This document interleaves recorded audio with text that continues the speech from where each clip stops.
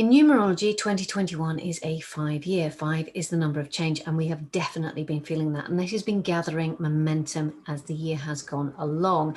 And certainly as we've crossed the threshold in the middle of the year, we're certainly feeling it very powerfully now. It is a topic of conversation across the world in terms of our economy, our environment, and our societal norms. So expectations and understanding are shifting as we move through this year. And as we face new levels of change and situations that we've never experienced before, then, those shifts are bringing a transformation of our views and our perceptions, as well as our beliefs, actions, and choices. Now, what we're choosing is changing, and that's going to continue. It's going to escalate and elevate over the coming months, years. So that's going to have a big impact on our businesses, because our businesses are an integral part of our society and our world. So it is inevitable that those changes are going to spread out into our business, and we need to be aware of that and responding to that, because there's going to be a very big shifting of understanding of the role of business in our world. It's going to move beyond the bottom line, the money, the GDP, and looking at its role as a creator, as an empowering force in the world, and one that is bringing a positive contribution.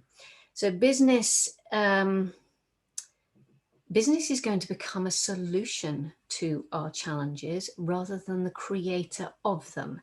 So we have been through a very lengthy period where the race for profit has been at the expense of everything that sustains us and holds us dear, whether that is to do with the way that we treat people.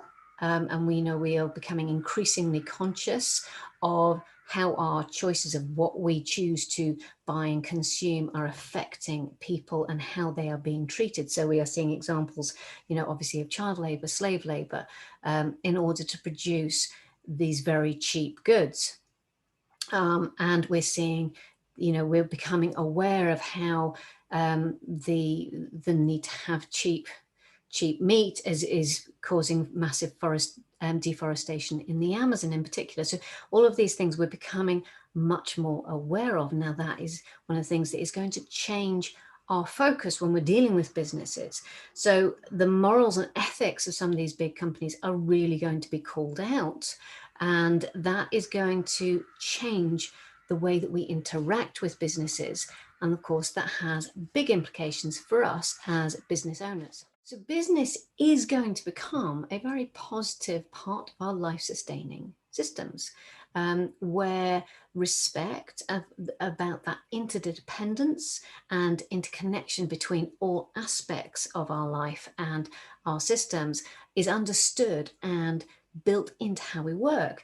So that means that every business needs to respond to that and also to lead the change. Now, small businesses, it is our gift that we have the ability to be completely flexible. We have the ability to fly in the face of the existing norms and create new dynamics really easily. We can do it from the ground up. It's a very organic, natural way of creating transformation. So that is something that we can respond to in a way that the bigger organizations, they can't. Now they're just going to keep for the time being, they're going to keep being called out for their practices that we consider to be out of step with what we need in the world. But as small businesses, we can change that right now, right here. So I think some of the changes that we can expect to see and to lead are around the way that businesses are designed so far. For example, hierarchies and the structures are going to change dramatically to the point where we won't recognize the sort of top-down pyramid shape that we have. And, there's been lots of conversation about that over the years, about, changing that dynamic, but fundamentally it's worked on the same principle in terms of shape. Even if you turn it upside down, it's still the same shape, but I think those things are going to change dramatically. And they're going to function really differently in terms of the culture that we have in businesses. We have developed this incredibly strong culture of instant response, instant gratification. So that is in every part of our society, and that obviously then tracks through to business. But that's going to start to shift into being something where real connection and real dynamic with people is going to become more and more important. Now, I say that even in the context of, the growing possibility of AI, but that said, we are craving more and more connection. And the last 18 months, we have been denied huge amounts of connection with our fellow people, fellow humans. And that is something that, we are going to crave more and more of. So I think what's going to happen, what we're going to start to see is that our societal values are going to shift into putting ethics at the heart of our choices. So with businesses, we're going to have very clear and immovable boundaries about what we expect to see in terms of ethics from the companies we support. Also, the way that we operate in business is going to change. Now, I read something the other day about one of the big American investment banks accepting that asking people to work a 95-hour week meant that they really deserved more money for that. And then on the flip side, we've got countries working on the 4-day week. And that, I think, is just giving us an inkling of where this is going. Productivity is going to lose traction as creativity takes hold. So that's going to be a massive shift in the way that we think about business and the way that we operate in business. It's going to change all of our expectations and understanding about what is normal and what is possible. And we're going to completely redefine that. So our perceptions as well of success are going to change. So at the moment, those are very much based upon our bottom line, how much money we are generating, how much profit we are generating. But coming back to the ethics of, the race for economic growth at all costs, we know that that isn't a true reflection of what we're really creating. So our perceptions of success are going to change to be much more rounded and more inclusive. And we're going to start to see our measurements of growth being about well-being of all life, rather than well-being of the business itself. So it's about the contribution the business makes to all life. And that, I think, is really important because it's going to have a very big impact on how we think about and work within our businesses. The other thing I just wanted to say, though, was that I think a lot of the false promises that are out there at the moment are going to be called out very, very clearly. So, for example, at the moment, we've already got movement to call out net zero, where businesses are continuing to destroy with one hand and give with the other, which has been the basis for a lot of philanthropy that has come off the back of big businesses in the past. And that is, we're saying that's hollow. It doesn't mean anything. You're destroying something that cannot be replaced and replacing it with something that doesn't work in the same way. And therefore you are seriously compromising the well-being of all life on the planet. And that sort of thing is going to happen. So false promises will be called out more and more. So business is not just about income. It's not just about generating profit. It's about a positive contribution in the world. And it's going to start increasingly modeling itself on the one thing that we know works and works amazingly, and that is nature. So nature has an ability to find and come into balance no matter how imbalanced it's forced to be. So it finds a way back. So we're going to learn a lot about the natural systems that we have in our world and how business can work with those, not to be separate from them, but to begin to become an intrinsic part of our life-sustaining systems. It's going to become part of the ecosystem. Now, that may sound like we are a long way off, but some of these things are already happening. The momentum is there, and it's just going to gather speed. So what does this mean for your business, and what does it mean for you?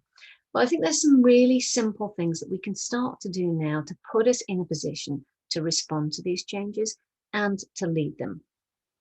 Now, for me, it always begins with really becoming the observer of what's going on in your business. Now, that doesn't mean necessarily just the practical stuff. Now, we have to have a very laser view on that as well. We need to be thinking about how we're operating, how we're resourcing our business, and what are the implications of how we're resourcing our businesses. So, for example, for my business, it is an online business, so I have to think very carefully about how do I resource my internet? How am I making sure that that is having the least possible impact? Because obviously the internet has a huge energy requirement across the world. And so that's something that we can think about on a physical level. But there is also very much I think almost more important at this time is to think about the beliefs that we are carrying around with us, because we have got some very strong programming and beliefs that we have absorbed around what business should look like and how it should operate.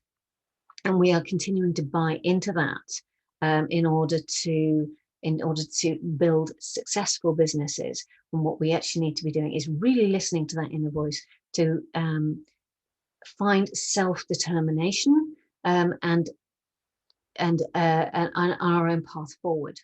So when you have that, it's really important then to start to begin to challenge your notions of what those norms are and why you are functioning within them. And how can you adapt to create a new norm, a new way of working? We need to be really trying things out. We need to be playing and experimenting. Is that one of the reasons that play has been a consistent theme that has come up energetically, is because we need to be working out what's possible. And that is the purpose of play. In play, you find your limits and you find ways to go beyond them. That's the purpose of play in every aspect of life. So we need to be playing in business and getting very playful, but we also need to be finding some fun in that, and it's not just a serious play, experimentation, trying things out. Which means that we need to be flirting with ideas that we have previously dismissed, because there's always gold in them. So there'll be things that you thought, oh, I could do that. And then you go, no, I can't, because everybody told me I can't do that. That deviates from my path. So I can't do that. But, we need to begin to flirt with those and see what was in them for us in the first place. And we need to also engage aspects of skill and interest that we have previously sidelined because we didn't think they were relevant to our businesses.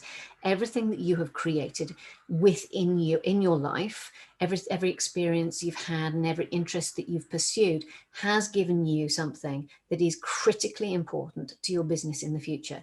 So we need to be looking at those and looking at how those skills are transferable, or how they relate to what we're doing. So we need to be embracing those multiple facets and passions that we have and those interests in order to find how they integrate and what synergy they create. This is critical. And also then we need to be allowing ourselves to see our businesses from multiple perspectives, not just having rigid views. And I think that is a really big risk moving forward, that if you have a very rigid belief about what you should be doing and how you should be doing it, it's going to trip you up. Moving on, it's going to stop you being able to adapt and respond to all of this. So that flexibility to see your business from different perspectives and adopt a different attitude and try things out is going to be really important. It's going to challenge your assumptions, and it's going to challenge the actions that you take in your business. It's going to give you a lot of freedom if you can find that. So your business is guaranteed to be much more than you probably think it is at the moment.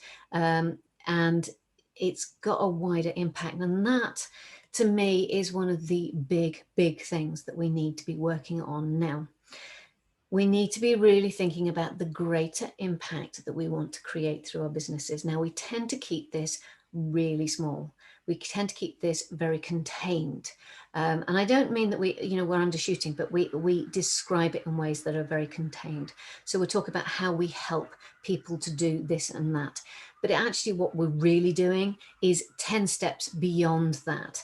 If you walk out what it is that you've been, why are you helping somebody? Well, what difference does that make? And what difference does that make? And what difference does that make? And you keep going, you'll get to a point where you go, oh, what I'm actually doing is fulfilling a greater role in society, in the world. in our environment, there is a greater impact that you're creating, because your business is around transformation and you are creating an impact that is something that you probably don't let yourself acknowledge on a day-to-day basis because you're focused on the details. So when you felt that, you really have got to sit with and work on accepting that role, because it can feel very difficult and very uncomfortable to accept something that sounds so grandiose, or it'll trigger an awful lot of beliefs around arrogance and and not being humble, and being too big for your boots, and all these sorts of things. These things that are programmed into us, they will be triggered when you actually start working on accepting that you have a role to play that is going to help us all come into balance. And when you are accepting that, you also need to accept that it's going to evolve, because what you can see of it is only the beginning of it. And you can definitely feel what's coming, and you can feel that line. And that's really important because it pulls you forward in the right way. But it's allowing it to evolve and come to you in waves, or on piece by piece, rather than assuming that you're going to have it all nailed down, because honestly, at this point in time, none of us can have it all nailed down. So it's going to evolve into its fullness, its full potential. And as you're doing that, you need to be working on building the capacity to expand, to meet it and to hold it, and grow your business into a whole being. So those are the things I think that you can really be focusing on now in order to meet the changes that are coming, and they're coming quite quickly. And that's, as I said, it's going to gather speed and gain momentum. So we need to be really thinking about how are we as individuals and as small business owners going to accept our role in transforming the way in which business operates in society, and how we're going to do it from the ground up. So that's our challenge. I think it's a really exciting one. I hope you do too, and I hope you accept your role as the leader of that change.